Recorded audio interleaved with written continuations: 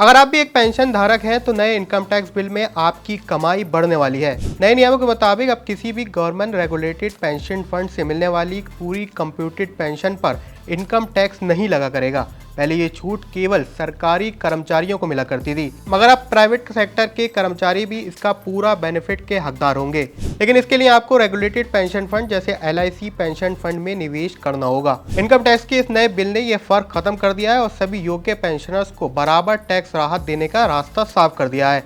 अब सरकारी और प्राइवेट सेक्टर के कर्मचारी इसका फायदा पूरी तरीके से उठा सकेंगे। इसके साथ ही आप कंप्यूटेड पेंशन का मतलब भी पहले जान लीजिए। अगर आप एक पेंशनर है और आपकी मंथली पेंशन की किस्तें लेने की बजाय एक साथ यानी लमसम रकम हासिल करते हैं तो इसे कंप्यूटेड पेंशन बोला जाता है। ऐसे में अगर आपको दिए जाने वाली पेंशन 10 साल में एक साथ आपको मिले तो इसे कंप्यूटेड पेंशन कहते हैं।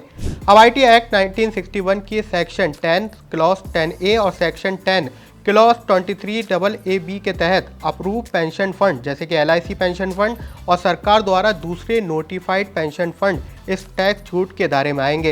यानी कुल मिला के आपकी इनकम बढ़ने वाली। अगर आप बड़े टैक्स ब्रैकेट में शामिल थे तो आपकी पेंशन की अमाउंट अब बढ़ जाएगी, जिससे आपका फ्यूचर सिक्योर होगा और आप आसानी से अपने खर्चों को भी मेंटेन कर सकते हैं। सरकार के इस नए फैसले पर आपकी क्या राय है, हमारी जानकारी कैसी लगी हो कमेंट सेक्शन में ज़रूर लिखें।